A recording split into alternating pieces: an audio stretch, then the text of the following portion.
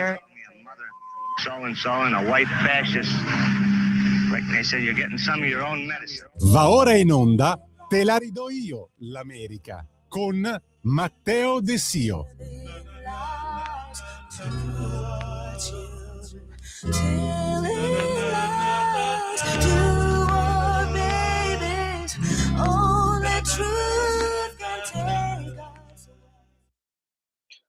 Welcome everybody, buongiorno a tutte e a tutti, questa è Te la ridò io l'America, questo è il nostro appuntamento settimanale dedicato al paese a stelle e strisce al di là dell'Oceano Atlantico. Un piacere come sempre avervi qui. Cominciamo subito con le notizie più importanti. Avete visto sicuramente anche le proteste No Kings in Italia. Ricordiamo che ovviamente è un'organizzazione che in questo momento sta protestando anche negli Stati Uniti, ma attenzione,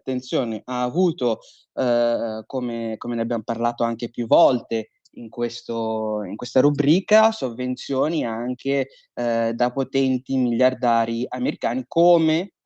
ad esempio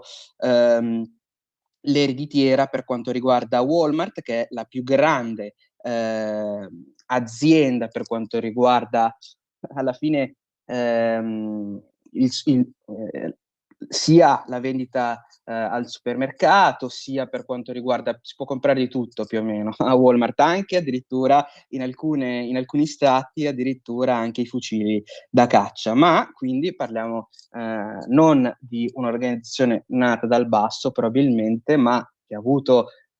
queste tipologie di supporto economico e non, con addirittura il merchandising, ricorderete, ne avevamo parlato più volte, già pronto per quanto riguarda le proteste. Vuol dire che dietro ci sono qualcosa in più che le persone comuni che poi protestano in piazza. Ma andiamo con le notizie più serene, ovvero attenzione alla NASA, perché sta ultimando gli ultimi preparativi per quanto riguarda la missione lunare. Ci sono proprio l'intenzione è quella di andare sulla Luna anche per studiarla un'altra volta, giustamente, anche per far vedere quanto il progetto spaziale della NASA sia superiore ovviamente ai rivali cinesi, ma addirittura la truppa, l'equipaggio si è allenato per circa 2 anni prima di questa missione lunare. Quindi parliamo veramente di un rigoroso addestramento e si spera che vada ovviamente tutto bene. Ma andando avanti con le notizie, anche per quanto riguarda il sovvenzionamento di ICE, la polizia dedicata all'immigrazione, per quanto riguarda gli Stati Uniti, i democratici hanno cercato di fare un compromesso con il presidente Trump, ma attenzione ovviamente, per quanto riguarda i sovvenzionamenti, i democratici hanno dichiarato in realtà di essere a favore proprio dei brutti e cattivi poliziotti che controllano l'ordine pubblico, la sicurezza del territorio, come viene anche definito da il leader per quanto riguarda i democratici al Senato. Ma attenzione, quindi l'unica cosa che interessa quindi ai democratici è solo fare bella figura con il proprio elettorato e far vedere di essere un ostacolo per il presidente Trump, quando in realtà stanno mettendo in difficoltà semplicemente la loro nazione con proteste, diciamo, non proprio politiche, non proprio istituzionali. Ma andando avanti con le notizie. Un'altra notizia, questa un po' più purtroppo non serena, perché un agente dei servizi segreti che era stato assegnato per proteggere la First Lady Jill Biden, a quanto sembra, si è sparato da solo a una gamba. Per fortuna non vi sono danni gravi, oltre al proiettile ovviamente, ma non rischia alcun danno post estrazione del proiettile. E andando avanti con le notizie, per fortuna la sicurezza, il Dipartimento della Sicurezza Nazionale ha dichiarato e ha ordinato di pagare finalmente i lavoratori della sicurezza aeroportuale che, ricorderete, stanno da più di un mese senza il proprio stipendio. Tra l'altro, in alcuni stati, negli Stati Uniti proprio, il pagamento può essere anche bisettimanale. Quindi immaginatevi una persona che magari fa dei progetti pensando a un pagamento bisettimanale, quando in realtà poi rimane senza il proprio stipendio per più di un mese, per colpa sempre di personalità all'interno del Partito Democratico, che hanno cercato di mettere in difficoltà il presidente Trump. Ne avevamo parlato la scorsa settimana, facendo, attenzione, ostruzione all'interno del Congresso. Per fortuna sia il presidente Trump giovedì sia il Dipartimento di Sicurezza Nazionale hanno cercato con ordini esecutivi di arrivare a un pagamento per i poveri lavoratori che sono sempre più ovviamente in difficoltà. Vedremo se i fondi ci saranno, vedremo da dove saranno presi e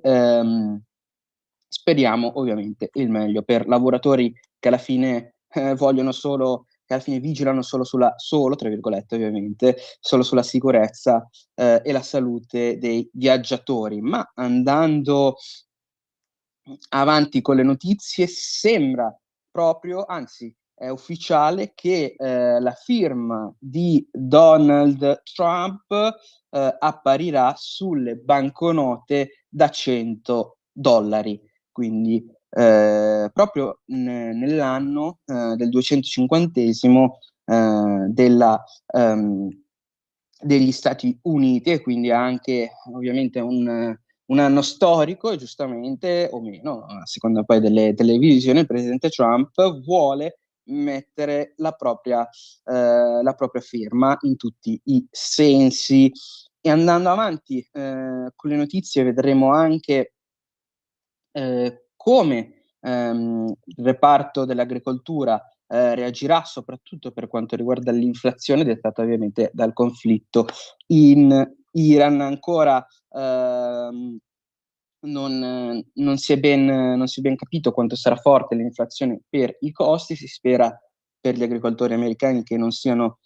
terribili, ma vedremo anche cosa succederà nello stretto di Hormuz. Perché? Perché il presidente Trump ovviamente vuole un ultimatum, vuole che lo stretto sia riaperto, e non solo, ha dichiarato che, ne avevamo parlato durante la rassegna stampa con il collega e amico Pier Vittorio Scimia, Cuba sarà probabilmente il prossimo obiettivo per quanto riguarda gli Stati Uniti, ma non armato, perché attenzione, già si sa che, nonostante ovviamente alcuni media non lo riportino, in realtà parliamo di un governo, quello cubano, che sta abbandonando, si spera definitivamente, la follia socialista che ha contraddistinto un'isola meravigliosa come quella cubana, con il governo che sta scendendo a patti con l'amministrazione Trump. E sarebbe ovviamente storico per gli Stati Uniti, per Cuba e per tutta la zona, ovviamente tutte le isole anche del Centro America per ovviamente dare un segnale forte anche per quanto riguarda la politica estera. Parliamo di una Cuba che in questo momento ovviamente è in difficoltà economica, soprattutto anche per la mancanza del petrolio che riuscivano a ottenere con accordi favorevoli da parte tra i due regimi, scusate, tra i due regimi socialisti, sia quello venezuelano di Maduro e sia quello ovviamente socialista a stampo della famiglia Castro, e poi anche il successore, il presidente attuale, è rimasto ovviamente nell'orbita socialista, una Cuba che abbiamo visto la scorsa settimana addirittura subire blackout di circa 18 ore di fila, che ovviamente non è solo questione di avere l'acqua calda in casa, ma è una problematica per le industrie, per gli ospedali e per tanti altri ovviamente servizi fondamentali. Vedremo anche qui in futuro bisogna mettere un post-it per tante questioni che il presidente Trump, la sua amministrazione dovrà poi trattare in futuro, anche se sembrano ovviamente che l'amministrazione Trump sia molto interessata alla politica estera, nonostante un inizio in cui si parlava addirittura di isolamento, parlavano altri ovviamente di isolazionismo, ma vedremo anche, tra l'altro, cosa succederà per quanto riguarda la ballroom, il nuovo, il